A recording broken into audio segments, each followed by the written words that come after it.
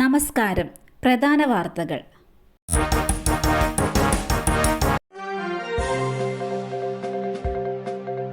ഇന്നും കനത്തു പെയ്യും, ശക്തമായ കാറ്റിനും സാധ്യത. കേരളത്തിൽ 9 ജില്ലകളിൽ യെല്ലോ അലർട്ട്. എറണാകുളം മുതൽ കാസർഗോഡ് വരെയുള്ള 9 ജില്ലകളിൽ ഇന്ന് യെല്ലോ അലർട്ടാണ്. തിരുവനന്തപുരം, കൊല്ലം, പത്തനംതിട്ട, ആലപ്പുഴ, കോട്ടയം ജില്ലകളിൽ പ്രത്യേക മഴ മുന്നറിയിപ്പുകളില്ല. കേരള തീരത്ത് 50 കിലോമീറ്റർ വരെ വേഗത്തിൽ കാറ്റ് വീശാനും സാധ്യതയുണ്ട്. തെക്കൻ കർണാടക തീരം മുതൽ തെക്കൻ ആന്ധ്ര തീരം വരെയായി ന്യൂനമർദ്ദപാത്തി നിലനിൽക്കുന്നുണ്ട്. കേരളത്തിന്റെ അന്തരീക്ഷത്തിൽ പടിഞ്ഞാറൻ വടക്കു പടിഞ്ഞാറൻ കാറ്റ് ശക്തമാണ്.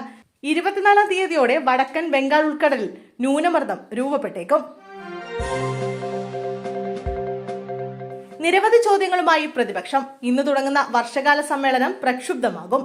പാർലമെന്റിന്റെ വർഷകാല സമ്മേളനത്തിന് ഇന്ന് തുടക്കമാകും. 1 മാസം നീണ്ടു നിൽക്കുന്ന സമ്മേളനത്തിന് മുന്നോടിയായി പ്രധാനമന്ത്രി നരേന്ദ്രമോദി ഇന്ന് 10 മണിക്ക് മാധ്യമങ്ങളെ കാണും. പകൽഗാം ഭീകരാക്രമണം, ഇന്ത്യ പാക് സംഘർഷത്തിൽ ട്രംപിന്റെ ഇടപെടൽ, ബീഹാറിലെ വോട്ടർ പട്ടിക പരിഷ്കരണം, എയർ ഇന്ത്യ വിമാനാപകടം തുടങ്ങിയ വിഷയങ്ങൾ ശക്തമായി ഉന്നയിക്കാനാണ് പ്രതിപക്ഷത്തിന് നീക്കം.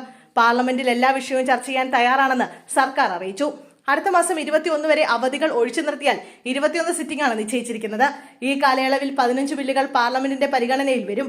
മണിപ്പൂർ GST ഭേദഗതി ബില്ലടക്കം പുതിയ 8 ബില്ലുകൾ ഈ സമ്മേളന കാലയളവിൽ അവതരിപ്പിക്കും. ആലുവയിൽ ലോഡ്ജിൽ യുവതി കൊല്ലപ്പെട്ടു. സുഹൃത്ത് കസ്റ്റഡിയിൽ. കൊല്ലം കുണ്ടറ സ്വദേശി അഖിലയാണ് കൊല്ലപ്പെട്ടത്.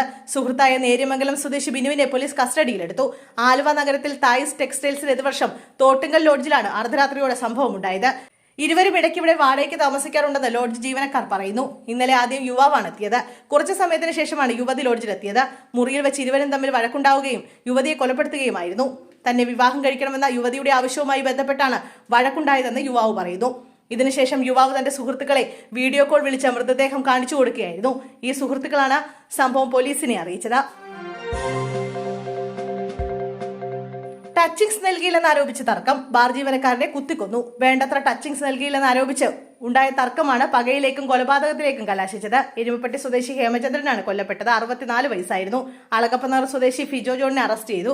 കൊച്ചിയിലെ സെക്യൂരിറ്റി ജീവനക്കാരനാണ് പ്രതി. പുതുക്കാട് മൈഫേ ബാറിന് പുറത്താണ് സംഭവം. വാക്കുതർക്കത്തിനും കയ്യാങ്കളിക്കും പിന്നാലെ ബാറിൽ നിന്നും പുറത്തേക്കിറങ്ങി തൃശൂരിലേക്ക് പോയ പ്രതി നഗരത്തിൽ നിന്നും കത്തി വാങ്ങി തിരിച്ചു വരികയായിരുന്നു. തൃശൂരിൽ നിന്നും മദ്യപിച്ചാണ് പ്രതി ബാറിലേക്ക് എത്തിയതെന്നാണ് വിവരം.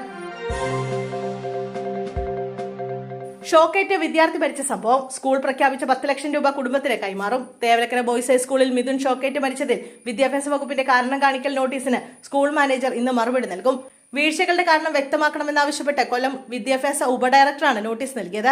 സ്കൂളിൽ ഇന്ന് അനുശോചന പരിപാടിയും ജീവനക്കാരുടെയും PTOയുടെ യോഗവും ചേരും. സ്കൂൾ മാനേജ്മെന്റ് പ്രഖ്യാപിച്ച 10 ലക്ഷം രൂപയുടെ ധനസഹായം കുടുംബത്തിന് ഇന്ന് കൈമാറും. മാനേജ്മെന്റ് അംഗങ്ങളുടെ മൊഴി രേഖപ്പെടുത്തിയ പ്രത്യേക അന്വേഷണ സംഘം നിയമോപദേശത്തിന്റെ അടിസ്ഥാനത്തിൽ കൂടുതൽ വകുപ്പുകൾ ചുമത്തും. മിഥുന്റെ മരണത്തിന് പിന്നാലെ അടച്ച സ്കൂൾ നാളെ തുറക്കും.